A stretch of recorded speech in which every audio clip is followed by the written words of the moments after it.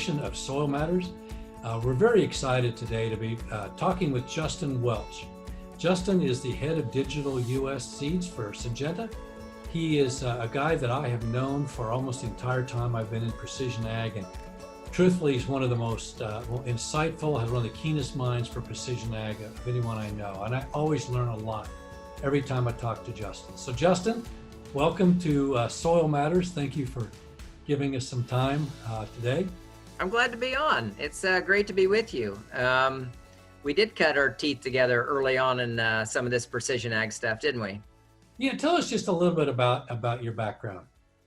Yeah, I went to Purdue in the mid-90s, graduated in 95, went to work for a small co-op in central Indiana. And part of the way through my first year, we had a meeting as salesmen and managers, and they asked the question, has anybody here been on the internet? And I raised my hand. I was the only one, that had much experience with the internet. And I got nominated to be the precision ag guy. And, at that time, I think we called it site-specific management. But the co-op was interested in learning more and doing more. And I was brand new out of college and didn't know what I was doing, selling fertilizer anyway. And so started this precision ag journey, and that's now been 25 years ago. And from there, I spent 15 years at that co-op in Indiana Co-Alliance. And, they've been good partners of innovation, good partners of precision ag, and very always looking for new opportunities. And then from there, 10 years with Pioneer. And now I've been with Syngenta for about a year and a half.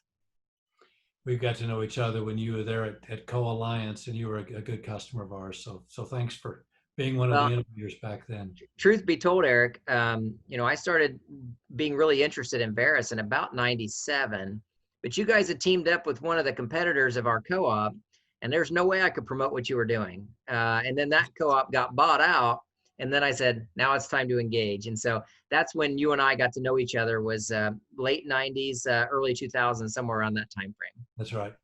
I recall it well. So the title of this little video chat series we're doing is called Soil Matters. So let me open up with kind of a basic question, and that's, does soil matter? And maybe specifically, does it matter enough to really spend some time and some effort to map it, to manage it, to really optimize it? Well, the short answer is yes. I mean, I grew up in Eastern Indiana. And if you think about just from a soil perspective, when you and I met, I was living in Tipton, Indiana, which is a short 50 miles from where I grew up over by Winchester. And 50 miles difference made up about 100 bushel difference in corn potential. And that 100 bushel, it came from the different soils that we had back home where I grew up versus Tipton, where you had silty clay loams versus tight clays. It changed how genetics performed. It changed how much rainfall affected your total potential. Water holding capacity, all those things really came into play really quickly when I was a young man. And then as I got older, we moved to Illinois in 2013. And when you really think about how soil matters, there's a big difference between potential. When people talk about yield potential, they're really talking about soil potential most of the time. Because before you ever apply genetics, fertilizer, irrigation, or tile, depending on which soils you have, before they even get into that, they talk about yield potential. And that yield potential really comes back based on soils. And that's been something in my case that we've just not done a great job of classifying over many years. I started doing soil testing as a young man, 1995. This is pre-GPS, where we took soil maps and we used a summa sketch to draw out the soil lines. And then we went to different soils to pull soil tests. And it was very evident of how soils changed how fertility needs were, changed how yield potential was, drainage needs, hybrid classifications, all those things come back to soils. And, that was, 25 years ago. And we've not really done a lot to improve that system of how do we really redefine soils as a base characteristic. For the last 8 years of my life, I've worked around soil models. And how do models affect how much nitrogen you need, or how much fertilizer to apply, or what my yield potential is? And the limiting factor always starts with that base layer, which is soils. Everybody needs to make sure that you have great soil data before you go into those other factors. So if you ask me if soil matters, it's in agronomy, we have this little simple equation called G by E by M equals Y. Genetics by environment times management equals yield. And that environment is both weather and soils. And that's the elusive one for many folks. I've worked for two major seed companies, in my career, and represented a third, of the big three. And in all those cases, your genetics really well. Weather is getting much better to track over time. We know a lot about how to change nitrogen or seeding rates or fungicide applications, harvest timing, those things from a management perspective. But the elusiveness always comes back to soils and making sure you have a good understanding of soils before you can do any kind of comprehensive modeling. And, to me, that was what always attracted me to something like electroconductivity for mapping those soils on a very high resolution basis. Mm-hmm, mm-hmm. So you've had a real broad background with working with the different seeds and different seed companies. Let's talk about some of the specific applications and where you see kind of optimizing inputs by soil. Let's start with, you mentioned seed. Where do you see now, with your seed company perspective, variable rate, say corn population, where are we? Yeah. Well, before I go into seed, I want to talk about fertilizer because Okay. me, the use of fertilizer, especially potash, potassium comes down to, and almost every state's equation has cationic exchange capacity as one of the factors of what's optimum K. And that can change rapidly throughout a field. And if you're going off old soil maps, you're going to struggle. And so the first thing for me on EC that was most effective was around the fact that I could do management zones to go pull my soil samples where I should pull them. To me, that's still the number one use is tight management zones for sampling. Now, flash forward to once I left the co-op, Pioneer, and my time at Syngenta, as we talk about how do seeds vary depending on different soils. I think it depends on where you live. And I had this conversation just the other day that most of the areas that really need variable rate seeding capabilities are on the fringes of the Corn Belt, Eastern Indiana, Michigan, or Pennsylvania, parts of, even in parts of Iowa where you've got some variability. Not all of Iowa's flat, by the way. If you've got some variability, the idea of using variable prescriptions absolutely makes perfect sense. But there's also a large area of the U.S. where you don't have enough variability to really warrant needing to do prescriptions on an infield basis. And my philosophy since 2012 has really been around the fact that if you don't have variability in your field, the odds are the hybrids you're planting have different requirements that they need. So for instance, we have two hybrids that are 110 day. One's D21 and one is L16, okay? Numbers are irrelevant, but think about those two. D21, if you have no variability in the field, you still better plant it at 37,000. If you have L16 planted in that same field, you're probably going to be 32,000. So the need to vary the population by field is still important, even if you don't have variability, depending on hybrid.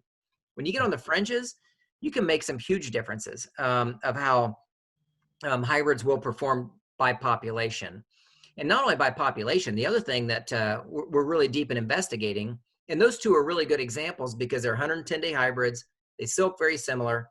You could put them in the planter at the same time, and the D21 is going to be able to, run on the really high producing ground, and you're going to put the L16 when you're going across hills or in areas where you have lower producing ground. So if you're interested in multi-hybrid planting, knowing your soils is absolutely super critical, or you're just wasting your time with the technology.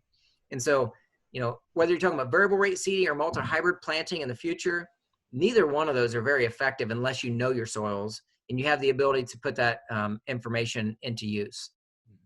I'm going to come back to variable rate seeding in a minute, but while you mentioned multi-hybrid, there's a lot of talk about that within the, over the last 3 or 4 years, and it seems to have kind of died out. I know a couple of the planter companies that were going to introduce it didn't, and there's been a few hiccups in that. Do you think that that'll come back in the future? Where do you see that? Well, part of it was the adoption time of when it came out. If you think about when multi-hybrid planting first came out, it's when refuge in the bag became very common for corn producers. So prior to refuge in a bag, you had to plant 2 hybrids, split fields, carry 2 different products. It was really not very efficient. So farmers had finally got the opportunity to use traded corn all at one time in the planter, and I didn't have to do anything different. And then multi-hybrid comes out, and then we expect them to go put two hybrids back on the planter again. So some of that was timing. The other part of that was I don't think companies did a great job of knowing exactly which hybrids go in which soils to help farmers be productive. And even if they did, there's some management things you got to deal with, whether when is your soaking time and when is maturity time, because you can't, I remembered seeing some early multi-hybrid studies, and it was like 105-day hybrid and 113. Well, if you're going to harvest those together, you got one that's at 15% moisture and one at 25%. You can't consistently do that. And so I think what you're finding is there's different companies that are really spending time saying, okay, what are our pairs of hybrids that if you were to plant them together, what would make the sense? And if you don't have pairs together, you're better off just planting one. And, I came from a company that had a couple really big selling genetics that said, why do you need two? This one can go anywhere, plant it in any population, you'll be fine. And, to be honest, at where I work now at Syngenta, we have hybrids that are very similar to that are go anywhere hybrids that flex on the tough ground, and you just put more population in the black ground and you're going to be just as effective. And so multi-hybrid's not going to be the rave for everyone. I think there's some opportunity where if we can find those pairs for people that already have M sets or V sets from precision planting, where it could be an effective management strategy for you. Okay, good. I think it's like you say, the seed companies are going to have to drive some of this by figuring out and telling the grower which hybrids do best in which soils, and maybe even breed genetics to do best in soils. Let me go back to variable rate seeding on corn a second. I think I've heard that just exactly what you've said, that kind of the horseshoe around the U.S. of the corn belt of the Ohio, Pennsylvania, down through Kentucky, up through maybe some of the hillier areas of Nebraska, or Nebraska, Iowa, Missouri, are where precision ag would do the best, or variable rate seeding. Is there, I want to maybe just dive into that a little bit. Is there an organic matter difference or a CEC difference or a yield potential difference within a field that you can say, because in the middle of Illinois, there are some, even in the middle of ice cream ground in Northeast Indiana or Illinois, there are some fields that have variability. Is there some metric a grower could use to say, hey, I've got a 2 to 4% organic matter, or I've got whatever, to say this field does pay to at least bump the good soil a couple thousand? Yeah, I think that if you look at how most seed companies do their research on population, it's built on generalities. This field is based on 220 bushel corn. Here's the average population. They don't give out recommendations, say, if you have a field that has 150 bushel in one area and 250 in the other, here's your range of populations. And that's not something that's typically been produced or been shared. Is there a stat? That's a great question, Eric. And I think that, there's many parts of the U.S. where we've had yield data for better than a decade, and even some areas 20 years. And to me, knowing that range of variability will help you define really how much population you need to change throughout a field.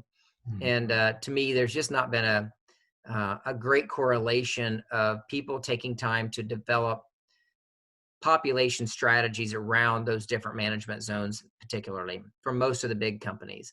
And to me, if it's going to become mainstream, the problem is many people that do, variable rate seeding as a service, if you only do half of them and not the other half, how do you manage all of them or none of them? And that's kind of how we need to figure out, how do we help farmers in that regard? A lot of work to be done in that part from consultants and from seed companies to fine tune that for farmers, for sure. I guess it's almost like I want to ask you to put your, go back 20 years and put your co-alliance cap on, and imagine you're sitting there with a farmer. One of the things that we've seen to be really effective at Verus recently is making sure we pull samples from the field to show the farmer his soils and show the contrasting soils and have the dialogue about, what do you want to do? You got, 20 years left to farm. You got 20 chances. Are you going to keep managing these two soils, this 4% clay and this 2% sand or silt loam, whatever? You're going to keep doing this the same way. And you just start dialoguing about what, because most farmers are, they know soils, they rent land, they buy land, they understand soils. And it really kind of engenders a conversation of, oh, I guess I could maybe bump that. And so I guess that's where I realize as a seed company, there's a need to offer broader solutions and more defined solutions. But if you were a local consultant back in your days at Co-Alliance and you had a grower and you sat down and you said those soils, would it pay if you got a 4% organic matter soil in a field and a 2%?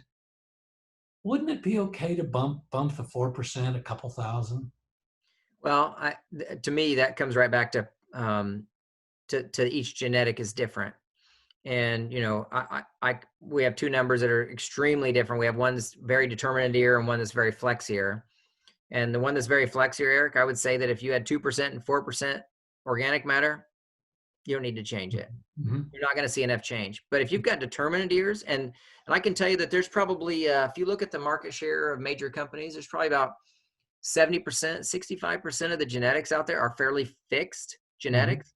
Mm-hmm. In those cases, you're absolutely right. Because the only way that they find yield is through maximizing the number of ears that they can produce. And so in that really good heavy ground that you have high yield potential, the difference between 34,000 to 37,000 on population is exponentially different. But a flex genetic, probably not quite as big of a difference. Okay. And that becomes a discussion that as we're having as a seed company with a grower or consultant it's like, hey, look, you bought 5 hybrids. 3 of those, it's going to pay you to do variable rate. 2 of those, you don't need to. Mm-hmm. How do you help farmers logistically manage that differently? Because in my history, one thing I can tell you, I've been making variable rate seeding scripts since 2001. If I don't make a map for every field, they forget how to do it after they skip a field. And then by the time 3 days go by, they call me and go, man, I just got tired of pulling those maps up, so I quit doing it. Yeah. You need to be consistent in helping the growers say, I made you a map for every field. This field I pulled in, you're going to plant this hybrid. It's going to get a script. This field you pull in, you got this hybrid. It's got a flat rate, but I'm going to make you a map anyway. So when you pull in, it's going to plant one rate on the whole field. And to me, that's what we've got to get better at, is fine tuning those kind of management recommendations for customers. Who do you see as being effective out in the marketplace between retailers and consultants and seed reps as being that guide, that Justin Welch, who's going to make a map and help a guy understand this is flex, that now you don't, you turn your prescription off and do all that. Who's going to do that service? Well, I've worked with DeKalb, I've worked with Pioneer, I've worked with Syngenta. I know AgriGold Group really well, and Beck's really well, and Channel does a great job too. All of them have a really good feel of their genetics. Where it kind of falls short is if you have a customer that's buying from multiple brands, bringing all that information together in a collaborative way for the farmer. So if I had to say who does it best, I don't know if I could say from that perspective. There's a lot of companies that are getting better at it. I don't know if I can name anybody that does it the best. Yeah. Because again, if the person who figures out that riddle, they're going to find themselves at the top of the food chain in the future. Because I used to really hang my hat high that even though we represented one brand, when we worked with a farmer, we were thinking about their entire operation. And, even if it was another brand, I would reach out to the other vendors and get to know them and their hybrids and make them start thinking about prescriptions differently than what their book says. Because many times in the seed companies, we come back to what the book says, and that doesn't fit prescriptions and variable rate very well. Yeah. How do we make sure that, all of that information comes together from multiple brands? And the consultants who do that, the retailers who do that, the seed companies who look past their own bags that they sell that do that, those are the ones that will be successful in the future. Well, hey, thanks for that honest answer. I wasn't trying to get you in trouble with your current or any previous. Well, I was going to tell you that Illuminate Mobile from Golden Harvest is absolutely the best. Yeah, that's right. But I was not going to name drop in that regard. But there are, in the industry today, technology is on over 70% of the planters, I think is the stat, 70% of the acres that are planted have variable rate capabilities. Right. And, Right. and so with that being said, companies are going to be adapting and becoming much stronger in this field. Yeah. It's, as a side note, Eric, it's kind of funny that, in the last 3 or 4 years, people have really taken notice of digital and soils and precision ag. And, we were doing this stuff 25 years ago, but it was just on a smaller scale. And now it's finally becoming kind of mainstream around how does technology help farmers become better. Yeah. Yeah. In terms of other variable rate, in terms of like soybeans or wheat or any of these crops like sorghum, I raise sorghum on my farm. Milo? There's a lot of other crops that compensate. They tiller, they bush out. They traditionally aren't thought of as being, variable rate or managed according to the soil. What's your perspective on that? Maybe take soybeans for example. Well, I can't speak to sorghum / Milo, but I can Sorry, speak I used for the official Kansas. sorghum name. Yeah. But I can speak to soybeans. To be quite honest, I started doing variable rate seeding on soybeans 5 years before corn, because soybeans was about logistics, about lodging, and about ease of harvest, weed control, things that were tangible. And it wasn't necessarily about yield. It was about the fact that when I pull into a soybean field, can I set the speed consistently from end to end without having to slow down or speed up? Could I make it thick enough on the hills to make sure and crowd out the weeds, or to make sure I had canopy so that weeds didn't show up? Could I pull the population back in the really good ground so they didn't want to get lazy and fall over before harvest? And so for me, soybeans has really been a great spot, because that plant is so resilient, and it can overcome many things on its own anyway. But it's one of those things where, it's just not as sexy as corn. Corn gets all the glory. It gets all the management. You spend 90% of your time on corn and just go throw your soybeans out there and they'll grow. Yeah. But honestly, on soybeans, I think that population can absolutely play a management role. And, doing those from soils is how we've always done them. And to me, that's exactly how they should be, because the soil is controlled. How fast are the soybeans going to grow to shade, or are they going to grow too fast and fall over? And so I'm a huge fan of the idea of soybean variable rate seeding. And it's now in this craze where, 20 years ago, we were planting soybeans at, 180,000 seeds per acre. And it's hard to find people planting them over 140 or 150. Right. And they're just learning how to be more resilient and more efficient with the soybeans they're buying. Well, variable rate fits right into that strategy. And to me, if I were brand new at technology, I would absolutely start with soybeans, and I would start learning from my seed companies on corn hybrids and those differences and how do I manipulate things, and start with soybeans. It's super easy. Interesting. I've gotten interested. I'll give your listeners a simple formula. If they plant their soybeans at 140,000 naturally, identify the 20% of the field that's tight clays or lower producing, bump the population up 20%. And in those areas where it's super black, high producing, high yielding, bump it down 10%. There's your formula for all your soybean fields to kind of get started from a simple perspective. That's why for me, somebody that's just learning technology, they know that when they pull into a soybean field, they pull up a map, they go. They pull up a soybean field map and they go. In corn, it's just different, and it's hard to get that consistency. There's not the hybrid or the variety difference, Not as much. I mean, we used to talk about bushy versus inline beans, and honestly, the seed companies, they make a mid bush now, so that if you want to plant them in 15-inch rows or 30-inch rows, you're not going to see a big difference between the two. I've just noticed in my soybean, because I've got some gumbo, heavy black clay we call gumbo, or lunchtime soils, whatever you call it. Yeah. And there's never the stand there. I look at it more of as an emergence issue, that I need more plants there, because I'm just not getting, more than maybe a 50 or 6% if it's been a wet, kind of from a year to get beans out. And that's a great call out. That, I mean, if you're talking about emergence, then you're talking about something different. If you're talking about well-drained deep soils that are high producing, that's the example I gave. Mm-hmm. But if you're talking about a big old buffalo waller where you're just trying to get a stand of some sort, then you may not just need to be 20%. You may have to be 40% in that little area above just to get a stand. Right. Well, I appreciate the recipe. That's good. So let's move from, you say beans are kind of a simple thing. Let's move from that to the other end of the spectrum, maybe the hardest thing to really manage well, and that's nitrogen. Mm. How do you see where, I mean, there's been a lot of nitrogen programs out there. I think, the Yara, Adaptan was one of the first, and then, the other companies have come with them. Where do you see the industry where we are on managing nitrogen site specifically? Well, I like to think it wasn't Adaptan or Cornell that was one of the first with that eventually sold to Yara. I like to think it was Co-Alliance and myself and Luke Lightfoot writing formulas in Excel to help manage nitrogen was the first modeling to ever be, okay, maybe not the first, but All right. modeling has been around on nitrogen for a long time.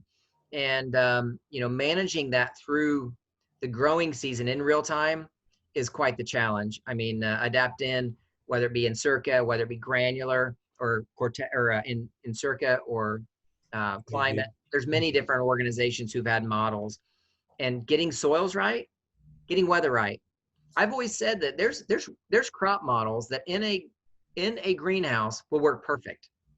The problem is you don't know every soil that's in every field, and you don't know all the weather events exactly what they should be, and how that tillage plays into a role, or how previous crop plays into a role, or different population plays into a role, or different hybrid strategy plays into a role.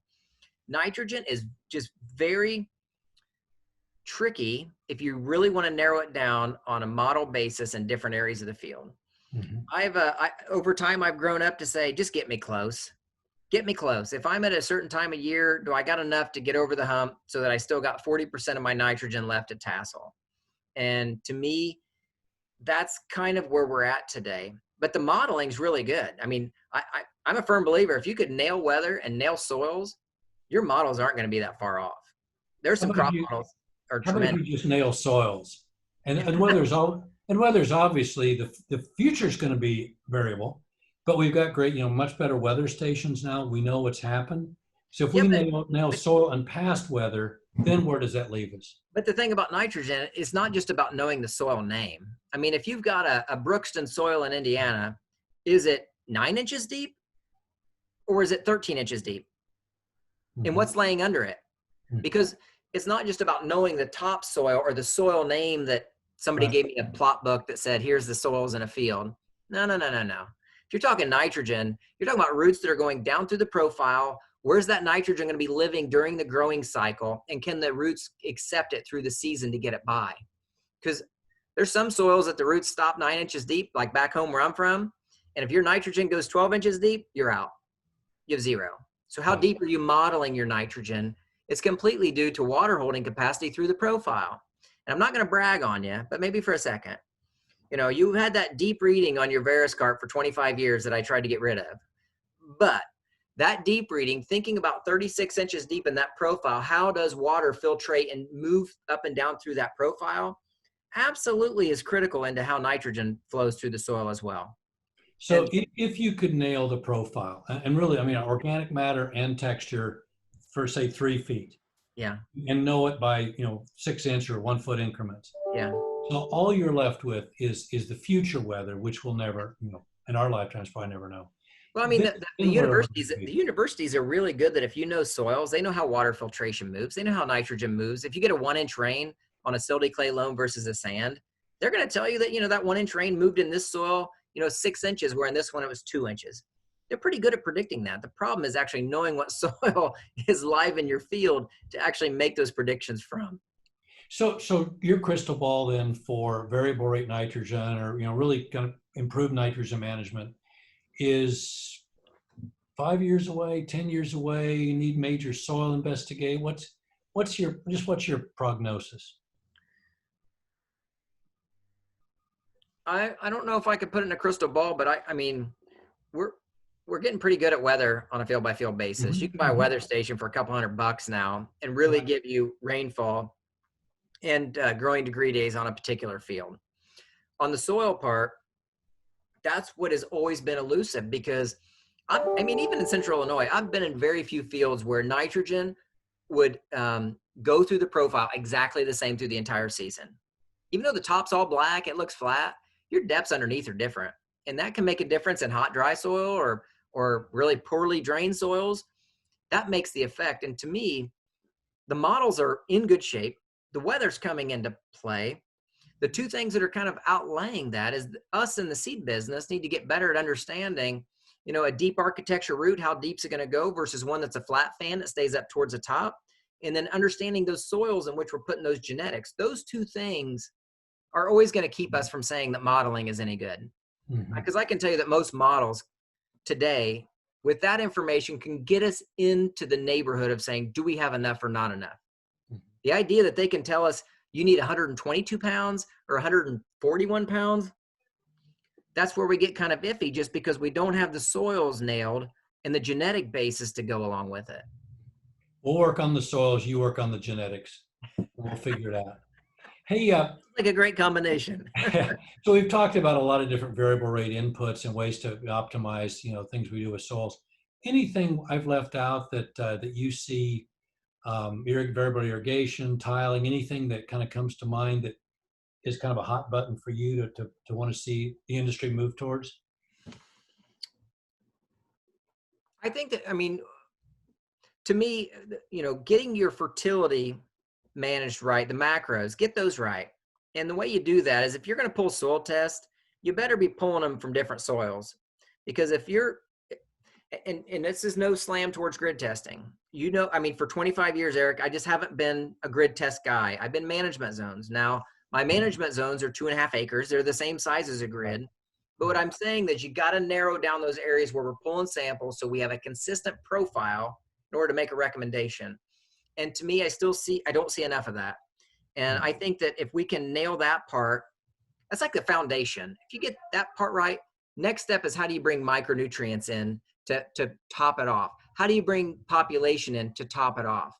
Or for us as a seed company, I can tell you, part of the reason that brought me to Syngenta is the way that we do seed selection on a field by field basis is very unique. And soils play a huge part in that. Right. And that's probably why I'm passionate about it. But by getting the right hybrid in the right field, at the right population, at the right nitrogen levels with the right fertility underlay, is going to put you in a place that only Mother Nature can let you not win, if that makes sense. Because at the end of the day, she controls a lot of the cards. Right. And to me, we got to get everything else just right so that when she is playing an effect, it's not over the top. Quick story. I don't know if you remember, we had a plant manager named Ronnie back at Co-Alliance that when I first started, and he said, I don't know why you're wasting your time with that soil testing stuff. He goes, Mother Nature controls 70% of yield. And I said, you're absolutely right. That means I only control 30% of this. So guess what? That 30% better be darn good, because when she wants to act up, I've done everything I can to help us still succeed.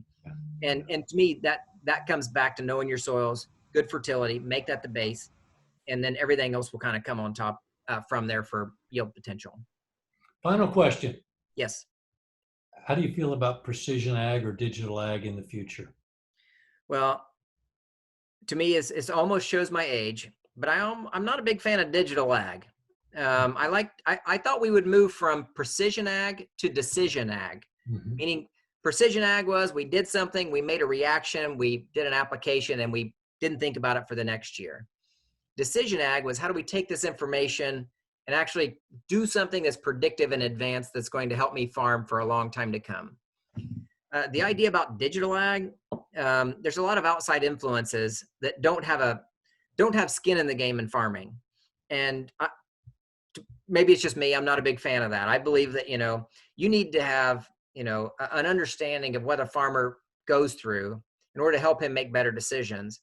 And the technology piece is this big, or you can't see, it's this big. The agronomy piece is this big.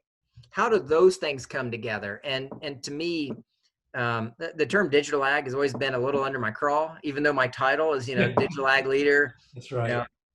They thought that if I called myself precision ag manager, it would sound like I was old school, but I am old school. That's how I feel is, there's a really kind balance between technology and agronomy and management that allow for precision ag to be successful.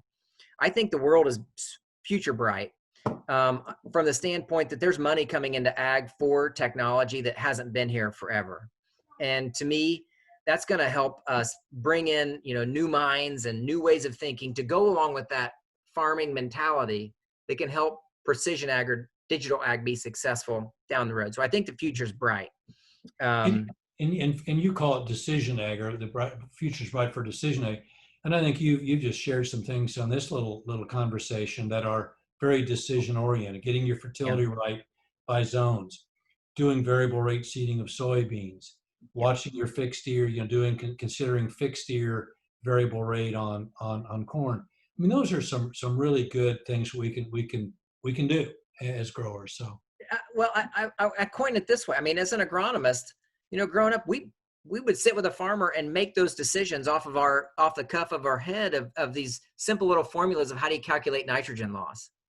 Well, now what we've done is we've kind of taken that into a digital world and made it easier and to yeah, do it more often. yeah, And to me, that's what makes the future bright. You're gonna have to have great minds that know farming and agronomy. And you have to have great minds that make easy software that people want to use.